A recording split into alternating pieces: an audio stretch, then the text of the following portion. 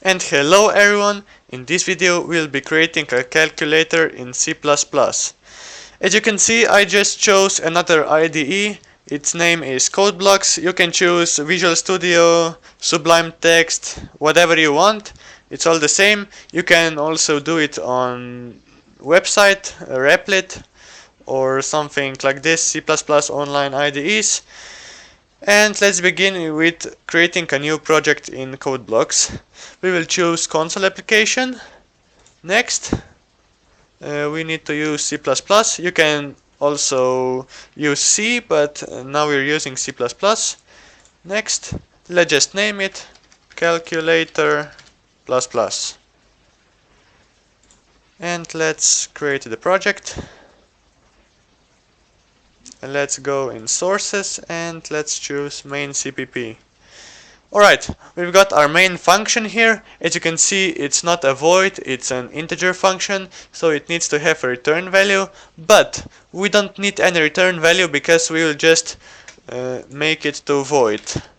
You just need to simply type here void, so it don't need to return a value. If we just compile right now, alright, let's just wait a little bit. Alright, everything seems to be alright, so we can just run our program. And our antivirus check is pending right now. Alright, everything is alright. This should be our program for now. As you can see, it's just printing out hello world. Let's get rid of this. Alright, let's just start. Let's just make something like a greeting or just a welcome message. Alright, you just simply need to type in cout, less than, quotation marks, and let's make welcome to the calculator plus plus. And let's just end the line here. Now, the next thing what we need to do is we just need to prompt the user to enter some credentials. 2 numbers and one character. Alright, we will just make a simple message here. And that will be enter the required credentials. Alright. And let's continue with what's wrong now.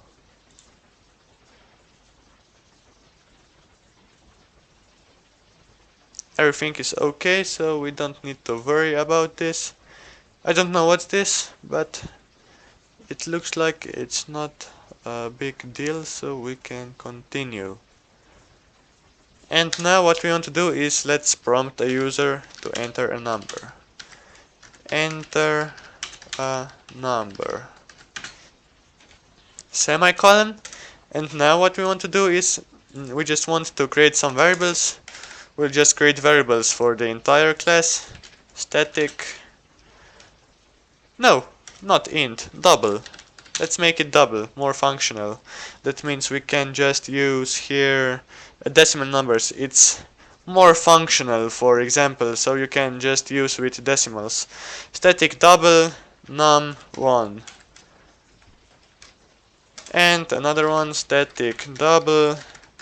You can just insert here another name. Alright, let's just declare it right here. num2 and string. Alright, string op. It's meant to be an operator. Alright, let's just enter it. Cin num1. Next one, cout. Enter another number. Alright. And the semicolon, cin num2. And the last one, cout, specify an operator. Alright. Semicolon, and cin is meant to be op right here. Let's make a syntax view right here. Your syntax is... Alright, let's start with num1. Let's make a space. Next one is OP. Oops, not this, just this. Next one is another space, and the last one is num2 and end line. Alright, now we just need to describe the operators. If you type this, this will get the value, and so on. If OP is equal to plus, you just want to add these two numbers. And let's make another special variable, static double result. And result is num1 plus equals num2.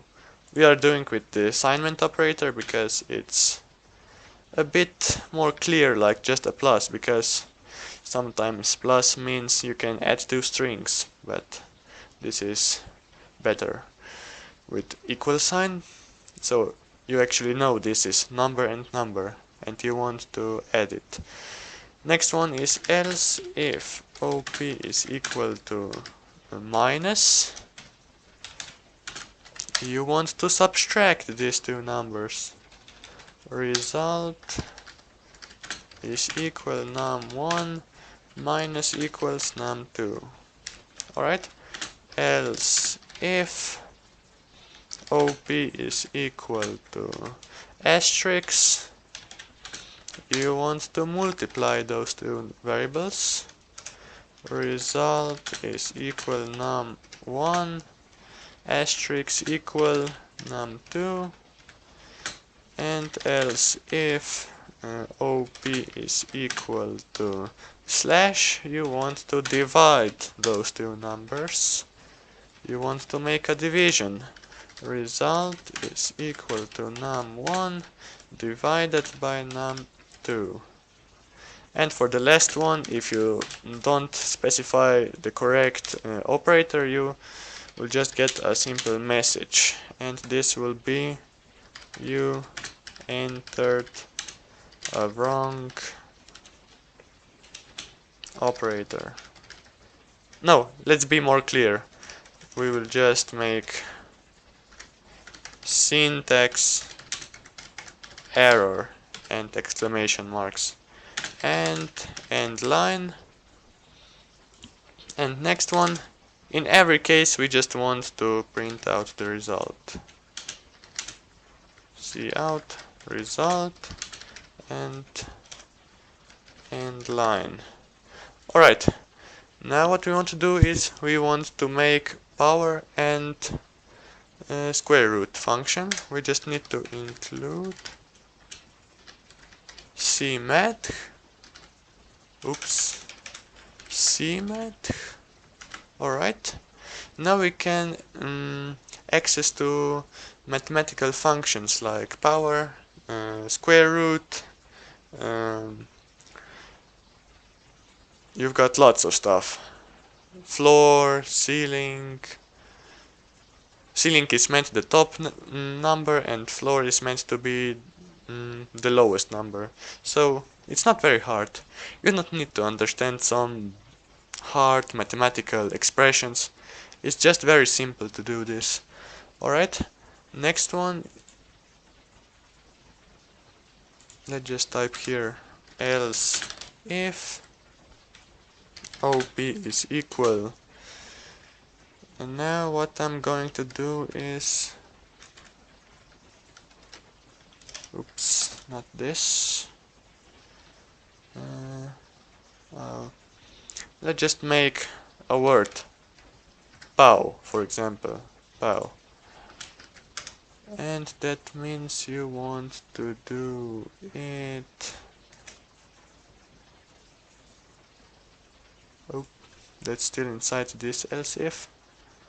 I just remove this right here, and let's delete this. I just messed up a little bit, but there is no big deal, we can fix it. Else if OP is equal to POW, you want to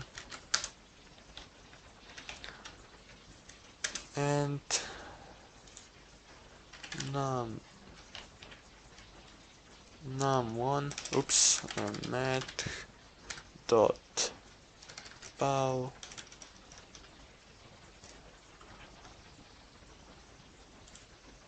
Alright, let's just type in cout, not cout, result is POW. That's the function for power. X needs to be base and Y needs to be an exponent. Alright, so num1 will be base and num2 should be an exponent function. Alright, and we've got now roots. By roots there is just one function available, and this will be, we'll just make OP is equal to square root sqrt, and let's make another class.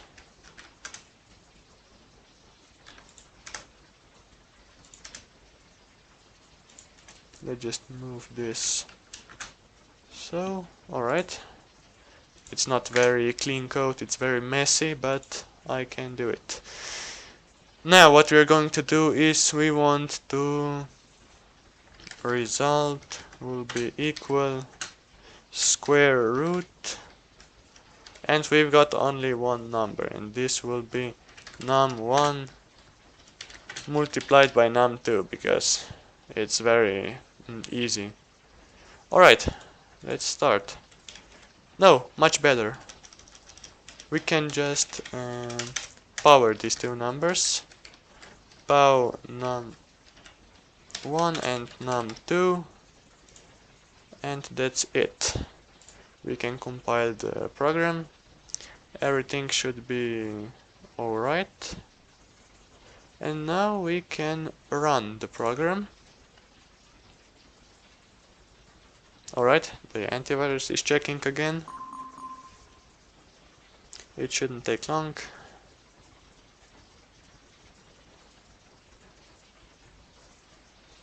Alright.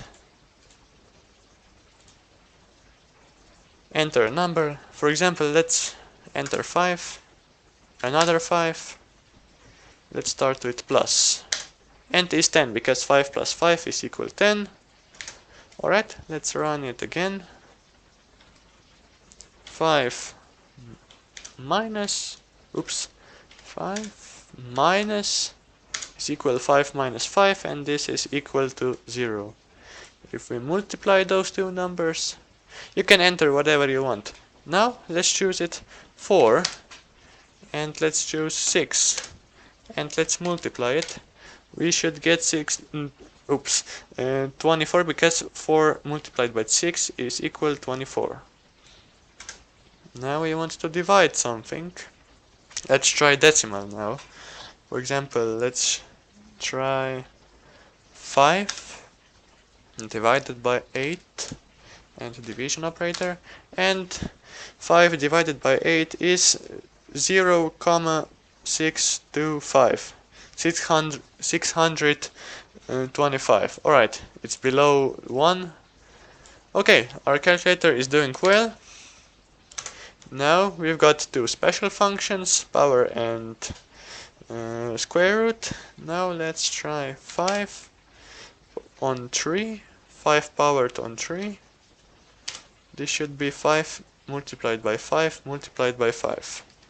And it should be 125. It's 125 because 5 powered on 3 is 125. 5 is a base and 3 is an exponent. And the last one, we've got square roots. we just make a power function here, and then it will just make a square root and we will get the result. For example, let's make 5 on 2, and how much is 5 on 2 is 25. Yes, it's great. 25 and square root, and we should get 5 because 25 in square root is equal to 5. Alright, our calculator is doing well. Hope you enjoyed the video, hope you learned something new. And don't forget to like and subscribe, and see you in the next video. Bye bye.